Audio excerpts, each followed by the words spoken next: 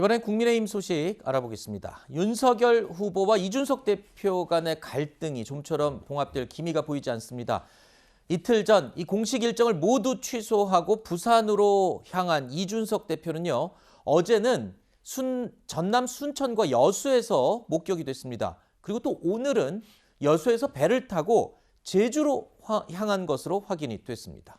자, 이준석 대표, 서울에서 점점 더 거리상 멀어지고 있는 느낌인데요. 이준석 대표가 보란 듯이 이렇게 지방 일주 행보를 보이는 이유가 궁금합니다. 그리고 또 이 모습이 언제까지 이어질지, 물론 다음 주 월요일 6일 날 선대위가 출범하기 때문에 이 전까지는 돌아올 것이라고 추측하는 분들이 많이 있더라고요. 네, 이준석 대표의 지금 저런 행보에 대해서 괜찮다고 하시는 분도 있고 또 전 당대표로서 처시 잘못됐다 하는 여러분들이 있지만 네. 이준석 대표 입장에 생각을 해보면 이 선대위 구성 과정부터 지금까지 이 일정상에서 굉장히 소위 윤 후보 그 선대위 그 사람들과 갈등이 많이 있었다는 걸 단적으로 보여주는 것 같아요. 네. 윤 후보와의 직접적인 갈등인지까지는 정확하게 알 수 없습니다만 네. 그럼에도 불구하고 이에 대해서 지금 윤 후보 측에서 뭔가 해결하려는 의지가 나온 게 있나요? 아직은 딱히 보이지 않습니다. 직접 나서질 않고 그리고 간접적으로만 권성동 지금 계속 사무총장이 접촉하고 있죠. 첫날 노원병 사무실에 네. 찾아가서 이제 우두커니 있다가 나온 거. 근데 사실 그 이준석 대표 거기 없는 거 다 알고 간 거거든요. 네. 이에 대해서도 이준석 대표 측 지금 이준석 대표 함께 있는 분과 제가 통화를 했는데 굉장히 불편함을 얘기를 하시더라고요. 그러니까 뭔가 지금 이 갈등 상황에서 윤 후보가 직접 나서서 어떤 방식으로든지 갈등을 해결할 수 있는 노력을 좀 보여줘야 하는 상황인 것 같고 네. 그게 전혀 없는 상황이다. 예를 들어서 그러면 12월 6일이 아니라 그 이후까지도 이 상황이 연장될 가능성도 분명히 있다. 이거는 윤 후보, 더 나아가서 윤 후보 이 선대위에서도 이게 단순하게 당대표가 나간 것에 대한 비난, 비판이 아니라 어떻게 갈등을 봉합하고 해결할지에 대한 진지한 고민이 좀 필요한 상황인 것 같습니다. 네. 자, 이준석 대표는요, 어제 전남 순천의 한 제과점에서 지역 당협위원장이죠, 천하람 변호사를 면담하는 모습도 포착이 됐습니다. 그래서 저희 제작진이 천하람 변호사에게 직접 이준석 대표의 속 마음이 도대체 뭔지 물어봤습니다. 윤석 대표가 지금 이대로 가서는 대선에서 쉽게 이기기 어렵지 않겠느냐라는 위기감을 많이 갖고 있었고요. 인선과 관련해서 지금 선대위에서 활동하시는 분들이 뭔가 방향성을 잘 결정하고 그걸 신속 정확하게 집행할 수 있는 구조로 되어 있느냐, 이런 부분들에 대한 걱정을 많이 갖고 있는 것 같아 보였습니다. 아직까지는 후보와 이준석 대표와의 대화가 오고 가고 있는 것 같아 보이지는 않았습니다. 이준석 대표가 빈손으로 그냥 서울로 올라갈 것 같은 느낌은 아니었습니다. 뭔가 변화가 있어야 된다라는 생각은 확고하게 가지고 있는 걸로 보입니다. 마지막에 빈손으로 서울을 올라갈 것 같지는 않아 보였다. 뭔가 변화가 있어야 될 것 같아 보였다라고 했는데 그 변화라는 게 뭔지, 그러니까 손에 뭘 쥐어야 되는지 아까 백 변호사께서 말씀하신 대로 윤석열 후보가 뭔가 더 끌어안고 양보하는 모습, 뭐 이건 당연히 들어갈 테고요. 또 뭐가 있을까요? 그러니까 그 양보라고 하는 부분이 어떤 거냐의 문제라고 네. 저는 봐요. 그러니까 윤석열 후보 측에서는 이게 제 개인적인 추측이고 판단입니다만 이준석 대표의 역할을 너무 많이 앞서서라는 표현보다 자주 나가서 여러 가지 얘기를 하는 걸 별로 그렇게 탐탁지 않게 생각하는 것처럼 보여요. 그렇기 때문에 네. 윤석 대표는 사실은 본인의 속성상 특성상 자주 여러 군데 나가서 얘기하고 발언하는 걸 좋아하잖아요. 네. 또 그런 역할을 하고 싶어 하는 것 같고. 근데 대대로 대선 과정에서 사실 대표는 약간 그림자처럼 뒤에 물러나 있고 후보가 전면에 나서는 경우가 많았는데 네. 지금 이준석 대표의 행보는 그거와 좀 다르다는 거죠. 그걸 어느 정도 인정해 주는 선에서 협의가 있어야 되지 않겠나는 생각이 들어요. 예를 들면 미디어 홍보 담당 본부장도 하고 상임선대위원장 하잖아요. 그런데 이제 윤석열 후보 측에서는 약간 그런 부분에서 반감이 있는 것 같아요. 후보가 빛이 나야 되는데 이준석 대표가 나서서 너무 많은 조명을 받는 것에 대해서 좀 부담을 갖고 있으니 이 부분을 좀 제어하려는 의도가 있는 것 같고, 이준석 대표는 본인의 활동을 제한하지 마라, 이런 의도가 있는 것 같고, 그러니까 결국 전통적인 대표와 후보의 관계가 아니라 한마디로 얘기하면 쌍두마차처럼 본인도 역할을 하면서 할 수 있도록 하는 공간과 여건을 만들어 달라라고 하는 저는 메시지라고 보여지거든요. 그러면 윤석열 후보 측에서 그런 부분을 어느 정도까지 인정해주고 허용해 줄 거냐 하는 문제, 이 부분이 합의가 돼야 저는 이준석 대표가 어느 정도 복귀하는 데 도움이 되지 않을까 하는 생각이 듭니다. 네. 그럼 윤석열 후보는 그럼 어떤 생각을 지금 갖고 있을까요? 윤 후보는요, 이준석 대표의 잠행에 대해서 당무를 거부한 상태는 아니다라고 강조를 했습니다. 들어보시죠.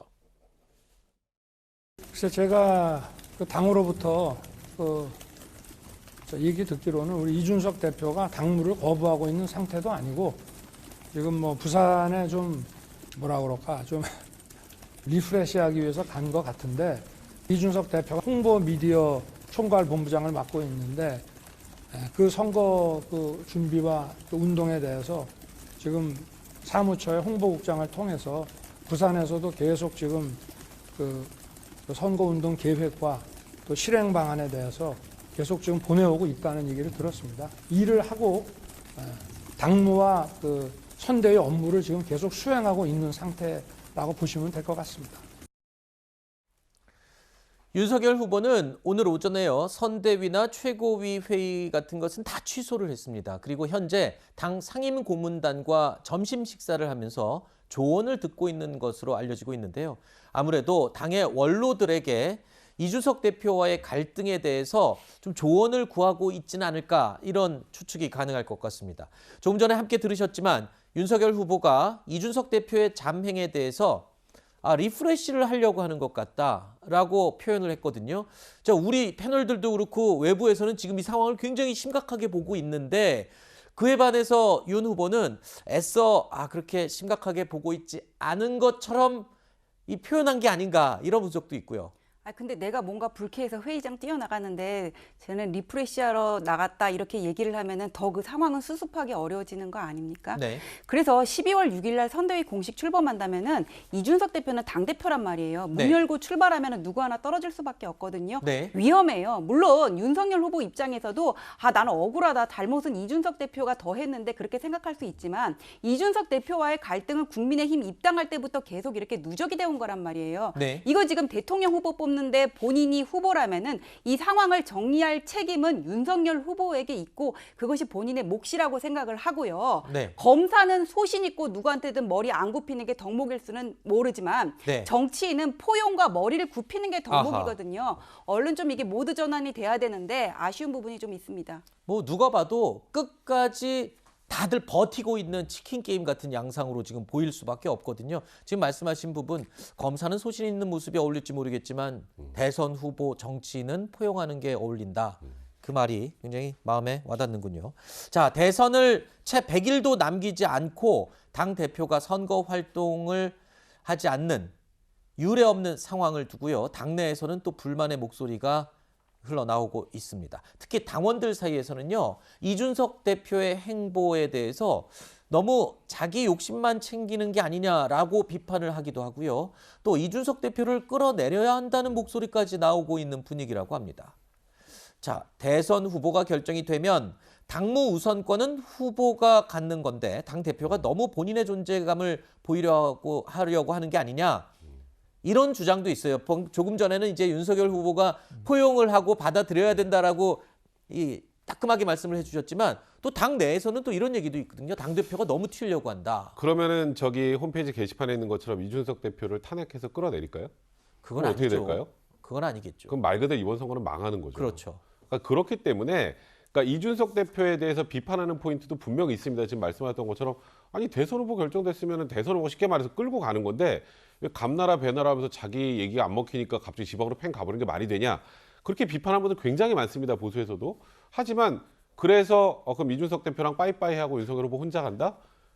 그래가지고 그러면 이 국민의힘의 변혁이나 개혁을 끌어왔던 이준석 대표를 지지했던 사람들은 어떻게 끌어왔습니까? 아하. 그렇기 때문에 비판할 포인트가 있는 게 사실이라고 하더라도 그러니까 쟤는 비판할 만한 짓을 했으니 이제 더 이상 우리 쪽이랑 함께할 수 없어라고 가는 건 그거는 덧셈의 정치가 아니라 뺄셈의 정치죠. 네. 그렇기 때문에 조금 전에 전지현 변호사님 좋은 말씀하셨는데 설사 윤석열 후보 입장에서 지금 이준석 대표 행보가 불편하고 마음에 안 들 수도 있습니다. 하지만 그렇다고 그냥 리프레시하러 갔으니까 알아서 돌아오겠지 정도의 수수방관적 태도로는 이 상황에 봉합되기 좀 어렵다.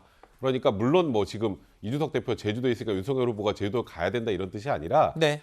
소통을 해야 되는 거예요. 제가 네. 보기에 윤석열 후보가 직접 소통에 나서야지 네. 소위 권성동 사무총장에서 가서 만나봐라 정도 상황으로 지금 봉합될 상황이 아니기 때문에 네. 윤 후보가 어떤 식으로든지 직접 이준석 대표 소통하는 모습을 보여줄 필요가 있는 것 같습니다.